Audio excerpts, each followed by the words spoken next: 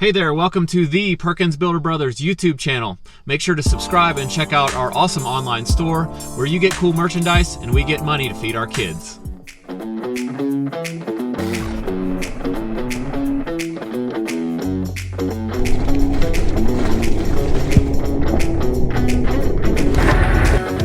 Nailed it.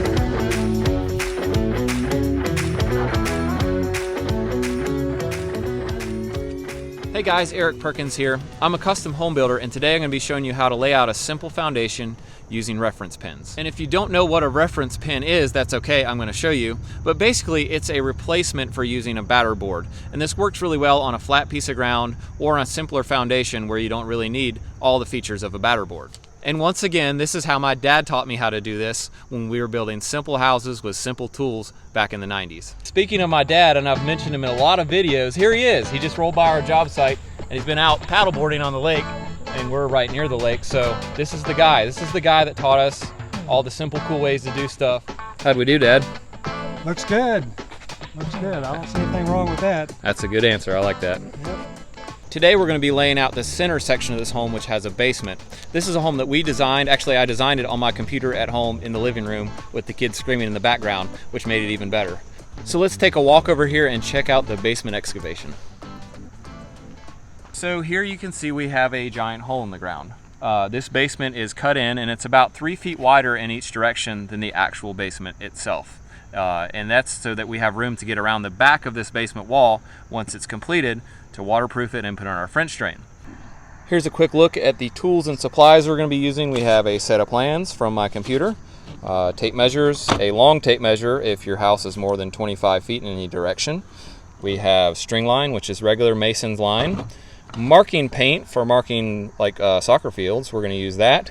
We have rebar caps for safety, and these are some number 4 rebar that are 24 inches long. That's all we'll need, and a sledgehammer probably. This rebar will make you super dirty, so wear gloves. First we measure to find the center point of this basement cut. Next we'll lay out the back wall. It's 30 feet long and we'll set it 3 feet from the bank so we can get behind it later. I'll set one pin, then we'll measure over and set the other pin. As a note, I am referencing the outside of these pins since they are a 1/2 inch thick and that thickness does make a difference. Next we pull tapes to find a front corner of this foundation. We'll pull a straight measurement and a diagonal measurement, which I've figured on the plan, to find this corner and keep it square to the back 2 points. This diagonal can be figured using the Pythagorean theorem, a squared plus b squared equals c squared. And it's always a good idea to double check all your measurements because once you dig the footers, that's the shape of your house. Okay, let's chat for a second. We've got our 4 corners established. The only problem is when we go to dig the footers, those 4 pins are going to get dug up because they're in the actual footer. So here comes the purpose of these reference pins, is it gives us a way to get our string lines and our corners reestablished once we've dug the footers. It gives us a way to line it all back up and get it back where it's supposed to be. So basically all we're going to do is use a string line pulled between the 2 corners we now have. We're just going to run it past an extra 3 feet and set a pin in line. This way when we hook around these new pins, it will form a cross right where the original pin was. I do this in both directions on all 4 corners so that we can string out the entire outside of the foundation once the footers are dug. It is important to drive these stakes as plumb as you can to keep them accurate. I also like to drive them down low enough to where the track hoe can drive right over them without interfering. Whew, and it is hot out here, guys. We've got this reference pin set up and they are set 3 feet outside of the actual corners of the foundation. Okay, next step here is we're wrapping a string line around the outside corner of all these original pins and connecting them, making sure that the string line doesn't touch the ground anywhere so that it stays nice and straight. Okay, we've got this string line now and this represents the outside of our house. What we're going to do is dig a 2-foot wide footer with our 2-foot track hoe bucket. We want this 8-inch wall to be centered on that footer when we're done. So we're going to mark 8 inches to the outside of the string line and 16 inches to the inside of the string line, and that will actually center the wall on the footer, and then we'll dig it.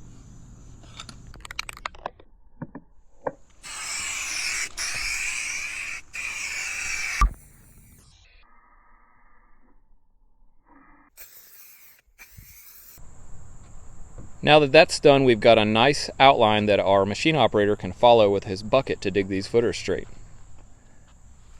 And here's our laser level. I'll explain how to use this in another video. We're going to use this to check out how level the ground is. We're going to find the low point and make sure our footers are dug at least 8 inches below that low point. Along any edges where we're not backfilling, the bottom of the footer has to be at least a foot below grade.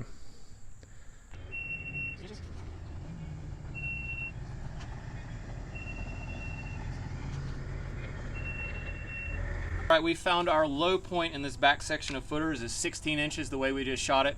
We're going to drop 8 inches from that to 24 for the bottom of our footers here. So I've got a grade pole here. I'm going to mark 24 and set up my receiver for this laser right on 24 inches.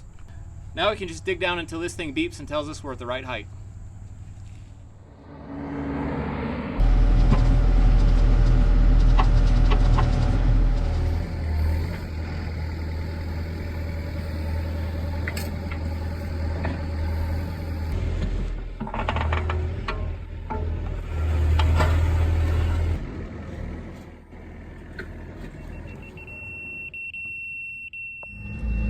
Now it's actually pretty crucial to get these footers flat on the bottom so that you don't waste a bunch of concrete by having deep spots.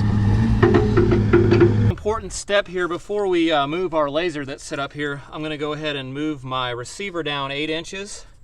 I'm just going to mark it on there, and we're going to go ahead and set a pin in each corner like a reference pin, and that's going to be the top height of the concrete at 8 inches deep in this footer. So I'm going to move this down, lock it on, and we're going to beat this down.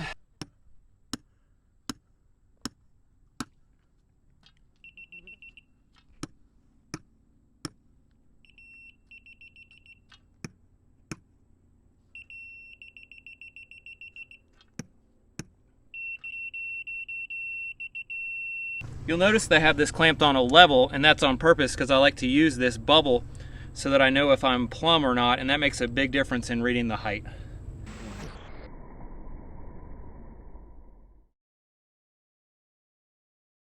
All right guys, we've got our footers dug, boom, right here, and we've got our string lines run back to our reference pins here and here, and you'll see that when you run them, we get this point here where they cross, and that's the actual outside of the foundation of the house, which is what we want to get back and mark it on the concrete once the footers are poured.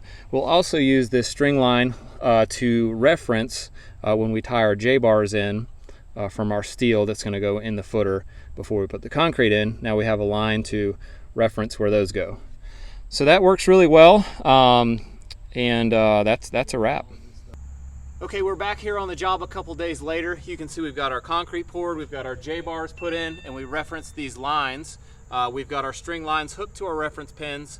Now since I've got them at about 8 inches off the concrete, I can just set a block in here to find the corner of the foundation, and I'll stick a nail in to mark it. You can see how well this works with these reference pins, how we've got our string lines and our corners ready to establish back on the concrete. So that's another foundation ready to go. All right guys, thanks for watching our video today. I hope you learned something. We are gonna take a nice relaxing sit down on this awesome track hoe. Good job, AJ. We'll catch you later. That's a wrap.